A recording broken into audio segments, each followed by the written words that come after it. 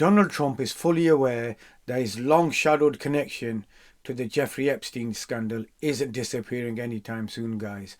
Despite his repeated attempts to deflect, obstruct and silence anyone who might expose the truth, the issue keeps resurfacing.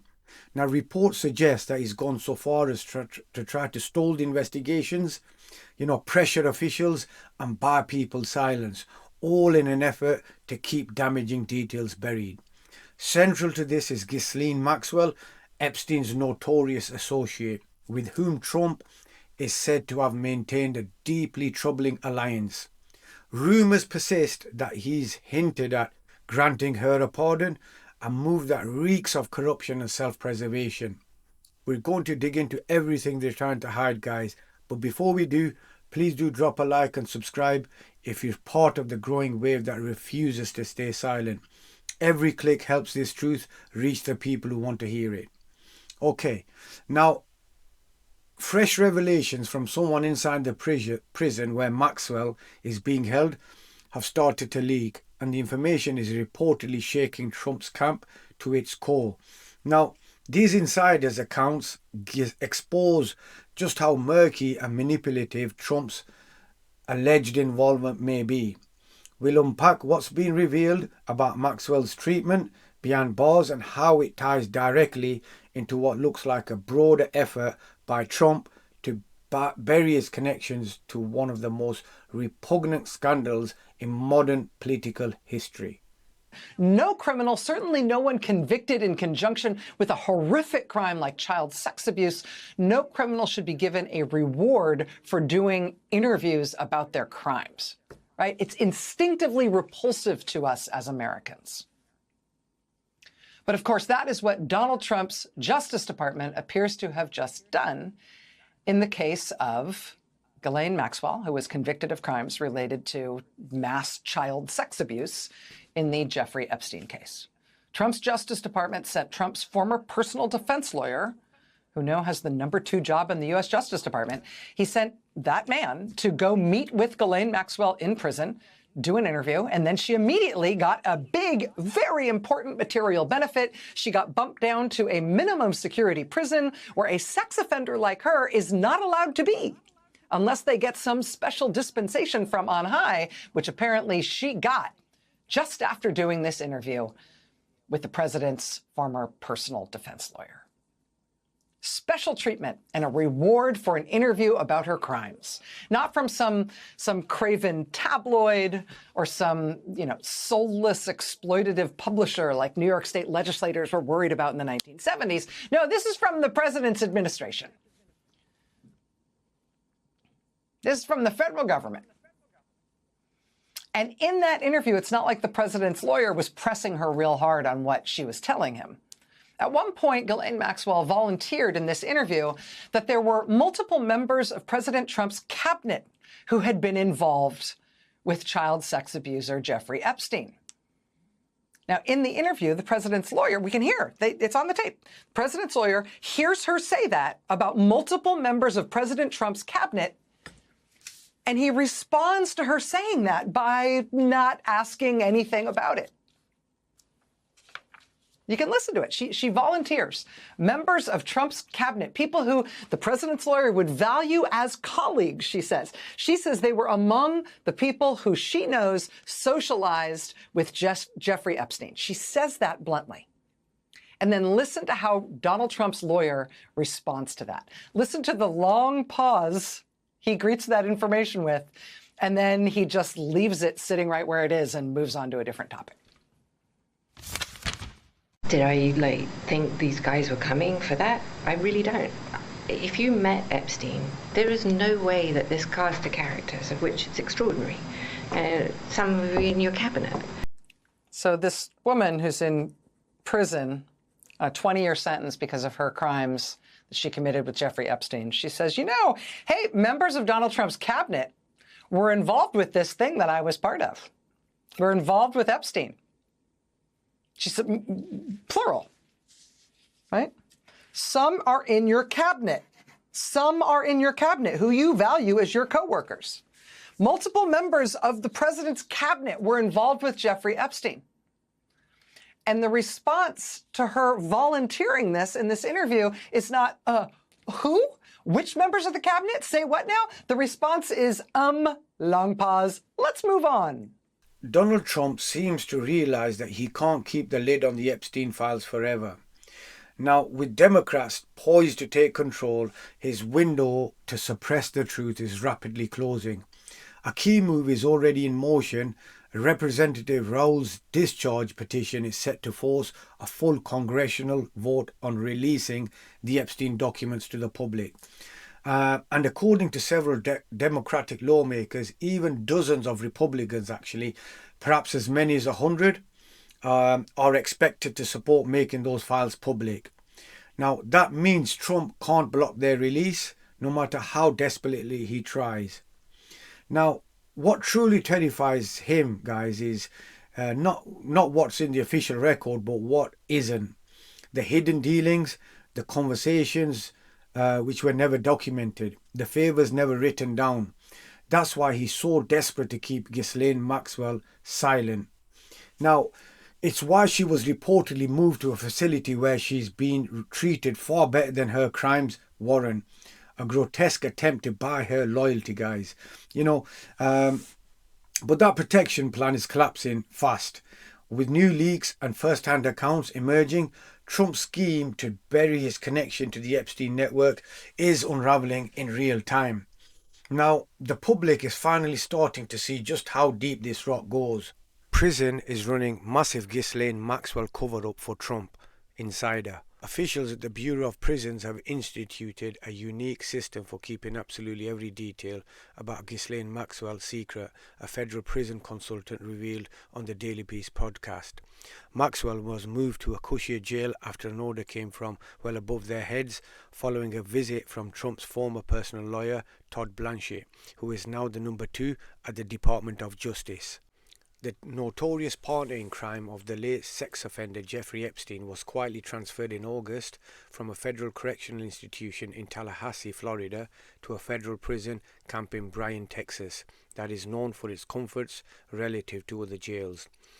Sam Mangle, a former inmate turned prison consultant for high-profile names like Steve Bannon and Peter Navarro, explained that the BOP is now working overtime to keep every detail about Maxwell out of the news. Mangle, whose job is to work with high-profile inmates, said he'd never seen a cover-up operation like this before. When they go into prison, anybody of that type of stature or frame, inmates tend to be very curious.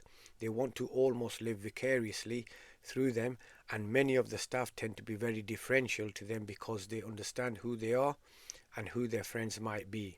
In this case, with Miss Maxwell, it is completely different. They were warned, the inmates and the staff were warned prior to her coming in, that under no circumstances are they to disclose anything that happens with her or to her or surroundings her during her time at Bryan. And Mangle says that was no idle threat. In one case, there was one inmate that told somebody, a journalist, something about her, and this young lady was a friend of one of my clients, and she had a very short sentence. Keeping in mind, prison phones and emails are subject to being monitored, so you know for sure that they have an AI system that is just looking for the same Maxwell. And as soon as this other inmate made the statement, she was whisked off that night to Houston Federal Detention Center, which is a maximum security facility.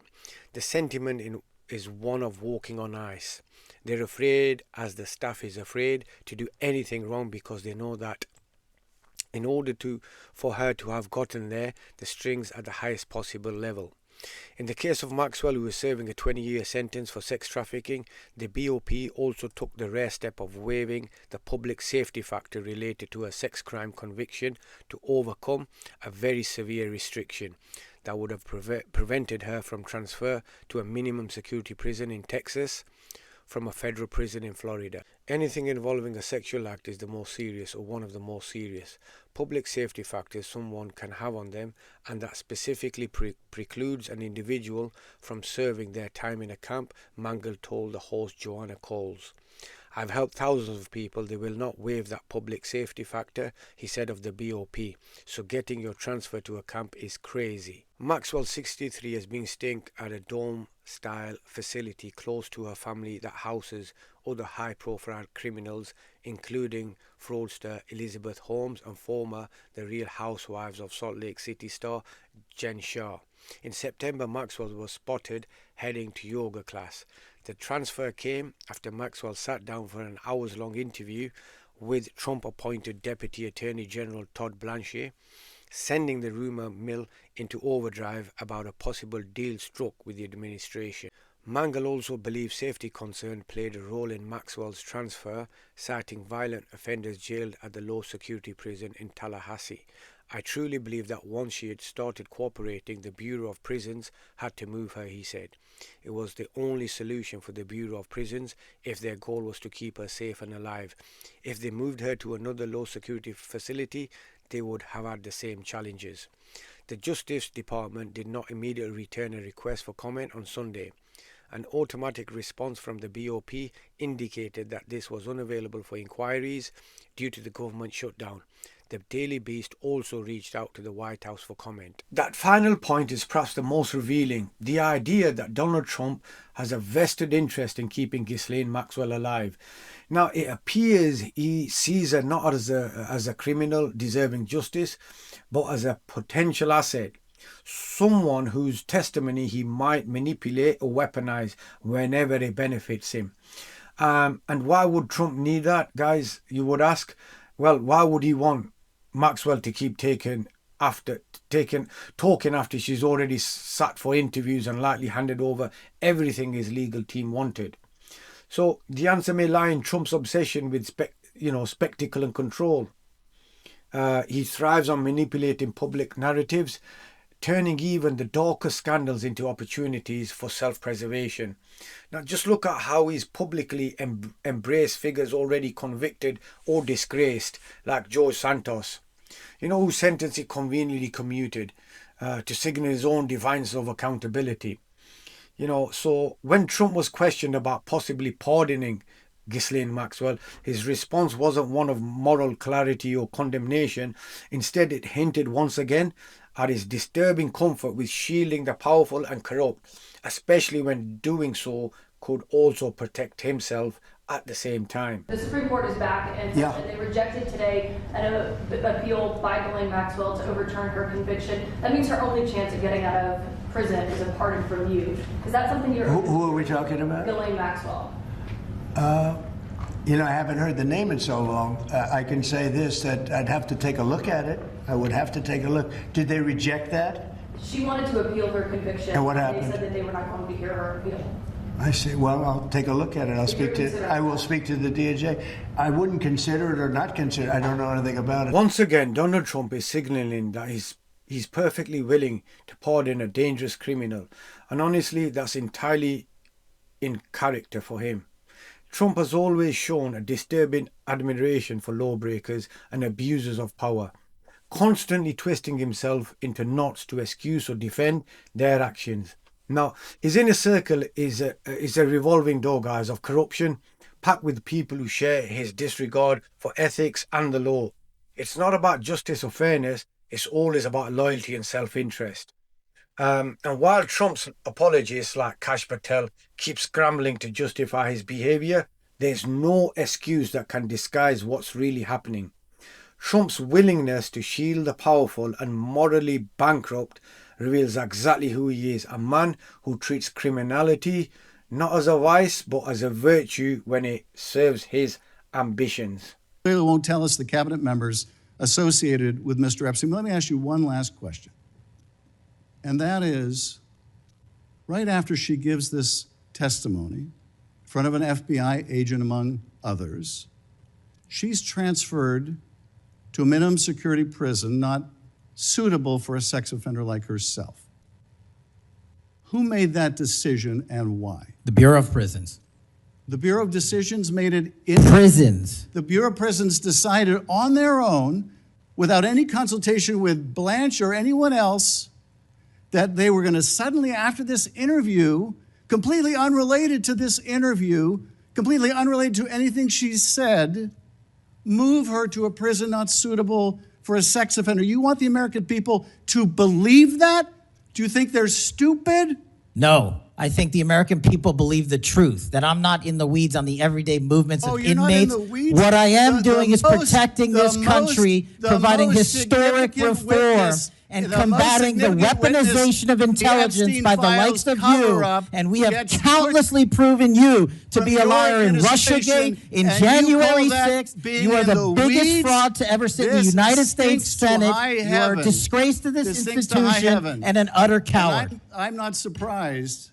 I'm not I'm surprised not that you continue to surprised lie that from your perch and put on a show view so you can go of you raise money and for your for good charade. reason. You are a political buffoon at best. Well, you can take an internet troll. Take and it to make- the you can bank take that an the internet- FBI is you protecting can this make an country internet troll, and the state and the FBI citizens of the director California. will We always are bringing be nothing historic more than an reform. internet Point of Historic. order. But all you care about is a child sex predator that was prosecuted by a prior administration, and the Obama Justice Department and the Biden Justice Department did squat. And what did President Trump do? Bring new charges courageously. And what have we done? Chairman, You said take I'm the control most of this transparent situation. FBI director. Trump defenders are humiliating themselves with every excuse they make. The public can see straight through the spin. We know exactly what Donald Trump is trying to pull off here, and no amount of distraction or propaganda will cover that up. He's trying to manipulate public perception, rewrite history, and bully critics into silence, but it's not working. People are paying attention and they're not buying the lies anymore. And as always, guys, please make sure to smash that subscribe button and drop a like on this video. If you've made it all the way to the end, please leave a blue heart in the comments to show you're standing strong and refusing to be silenced. Stay connected, and I'll see you on the next one.